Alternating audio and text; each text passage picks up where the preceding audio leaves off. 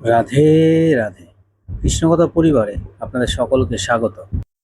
বেদ, পুরাণ ও বাস্তবে ঘটে যাওয়া কিছু অলৌকিক ঘটনা শোনার জন্য বা জানার জন্য আমাদের চ্যানেলটিকে সাবস্ক্রাইব করুন এবং ভিডিওটি ভালো লাগলে শেয়ার করুন।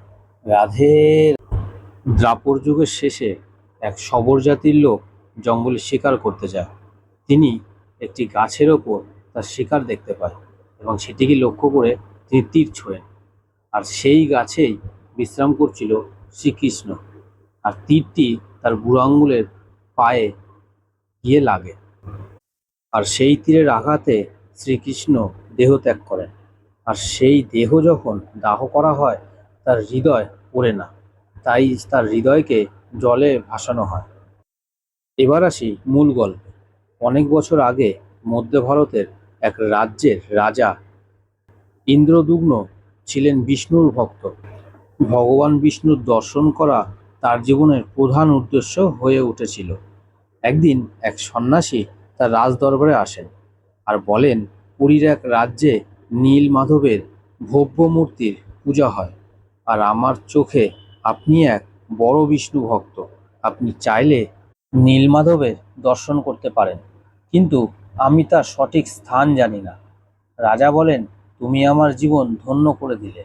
তখন রাজা তার একজন সভাসদের ভাই বিদ্যাপতিকে ডেকে পাঠালো আর বললেন, পুরী রাজ্যের নীলমাধবের ভব্য মূর্তি পূজা হয়, তোমাকে সেই স্থান খুঁজে বার করতে হবে। বিদ্যাপতি পুরী রাজ্যে গিয়ে অনেক খুঁজেও সেই মন্দির খুঁজে পায় না।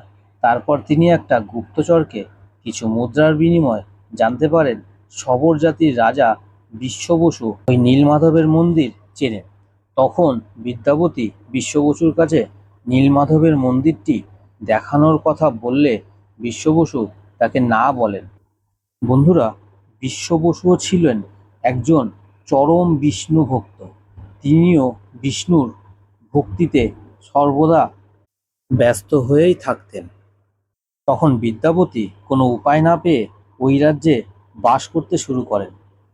কিছুদিন পরে বিশ্ব বসুর মেয়ে ললিতার সাথে তার বিবাহ হয়। এদিকে বিদ্যাপতির উদ্দেশ্য একটাই ছিল, নীলমাধবের মন্দিরের রাস্তা খুঁজে বের করা। তখন তার স্ত্রী ললিতাকে তিনি নীলমাধবের মন্দির দেখানোর জন্য অনুরোধ করেন। স্বামীর অনুরোধ ফেলতে না পেরে ললিতা তার বাবা বিশ্ব বসুকে রাজি করায় নীলমাধবের মন্দির দর্শনের জন্য। কিন্তু বিশ্ব বসুর একটা শর্ত ছিল, বিদ্যাপতিকে চোখ বাঁধা অবস্থায় মন্দির অবধি যেতে হবে। আর বিদ্যাপতির কাছে অন্য কোনো উপায় না থাকায় তিনি রাজি হয়ে যান। মন্দিরে যাওয়ার সময় তিনি তার হাতের মুঠে শস্যের দানা নিয়ে নেন এবং রাস্তায় ফেলতে ফেলতে যান। কিছু দূর গিয়ে তিনি দর্শন পান নীলমাধবের। তারপর তিনি ললিতাকে নিয়ে নিজের রাজ্যে ফিরে যান। তার পরের দিন সকালে তিনি রাজাকে এই সব কথা জানান এবং নীলমাধবের মন্দিরের উদ্দেশ্যে যাত্রা শুরু করেন। শস্যের গাছকে অনুসরণ করতে করতে যখন তিনি নীলমাধবের মন্দিরে পৌঁছায়, সেখানে নীলমাধব অন্তর্ধান হয়ে গেছিলেন। কারণ নীলমাধব ছিলেন স্বয়ং বিষ্ণু। তিনি আগে থেকেই জানতেন যে রাজা সেখানে আসছে। আর নীলমাধবের দর্শন বিশ্ব বসু ছাড়া আর কারোর দ্বারা সম্ভব ছিল না, কারণ বিশ্ব বসু ছিল ভগবান বিষ্ণুর পরম ভক্ত। তখন রাজা নীলমাধবের দেখা না পাওয়ার বেদনায় দেহত্যাগ করার সিদ্ধান্ত নেন। তখন ভগবান বিষ্ণু তাকে স্বপ্নাদেশ দেন যে পুরীর বুমকি গুহা নামক স্থানে একটা কাঠের বড় গুঁড়ি ভেসে আসবে। সেই কাঠের গুঁড়ি দিয়ে তুমি মূর্তি বানিও এবং তাকে পুজো করো। পরের দিন সকালে তার কথা মতো হাতি, ঘোড়া, সৈন্য নিয়ে রাজা যথাস্থানে ওই কাঠের গুঁড়ির সন্ধান পান। কিন্তু সকাল থেকে রাত অবধি ওই কাঠের গুঁড়ির কেউ 1 ইঞ্চি নড়াতে পারেন না। সেদিন রাতে তিনি আবারও স্বপ্নাদেশ পান বিশ্ব বসুর দ্বারা ওই গুঁড়ির উদ্ধার করতে। তার পরের দিন সকালে শবররাজ বিশ্ব বসুর সাহায্যে ওই কাঠের গুঁড়িকে রথে করে সংকীর্তন করতে করতে পুরীর মন্দিরে নিয়ে যাওয়া হয়। তারপর নিয়ম মেনে মূর্তি তৈরির কাজের জন্য যজ্ঞ কাজ শুরু করা হয়, কিন্তু কোনো কারিগর সেই কাঠের গুঁড়ির গায়ে ছেদ করতে পারে না। তখন স্বয়ং বিশ্বকর্মা অনন্ত মহারানা নামক কারিগরের বেশ ধরে মহারাজের কাছে যান এবং তিনি বলেন, আমি এই কাঠের গুঁড়ি দিয়ে 3টি মূর্তি তৈরি করে দেব, জগন্নাথ দেব, তার দাদা বলরাম ও বোন সুভদ্রার। কিন্তু তার কিছু শর্ত ছিল। সেই মূর্তি তৈরির জন্য 21 দিন সময় নেবে, তাকে একটা বড় ঘর দিতে হবে এবং 21 দিনের আগে কেউ ওই ঘরের দরজা যেন না খোলেন।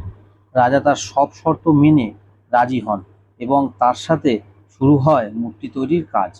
মূর্তি তৈরি 14 দিনের মাথায় রানী ঘরের ভেতরে কোনো আওয়াজ না পাওয়ায় জোরপূর্বক দরজা খোলেন আর দেখতে পান ঘরের ভেতরে ওই বৃদ্ধ কারিগর কোথাও নেই। বন্ধুরা, জানিয়ে রাখি, স্বয়ং বিশ্বকর্মা অনন্ত মহারানা নামক কারিগরের বেশ ধরে যে এসেছিলেন, তিনি ছিলেন অত্যন্ত বৃদ্ধ অবস্থায়। মূর্তি তৈরি হওয়ার প্রথম কদিন উনি ছেনি হাতুড়ি আঘাতের আওয়াজ পেতেন। তার কিছুদিন পর থেকে সে আওয়াজ ধীরে ধীরে কমতে থাকে। 14 দিনের মাথায় তিনি সম্পূর্ণ আওয়াজ বন্ধ হয়ে যাওয়ায় উনি ভেবেছিলেন 14 দিন ধরে সে বৃদ্ধা ব্যক্তি না খাওয়া দাওয়া করার ফলে হয়তো তার মৃত্যু ঘটেছে। সম্পূর্ণ ঘর তন্ন তন্ন করে খোঁজার পরেও বৃদ্ধ কারিগরকে কোথাও পাওয়া যায় না। শুধু দাঁড়িয়ে আছেন 3টি অসম্পূর্ণ মূর্তি। এই দেখে মহারাজের খুব কষ্ট হয়। সেদিন রাতে তিনি আবারও ভগবান বিষ্ণুর স্বপ্নাদেশ পান।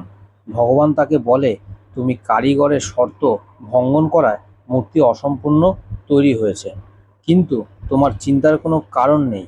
তুমি আমার পরম ভক্ত, আমি এই মূর্তি পুজোতেই সন্তুষ্ট হব।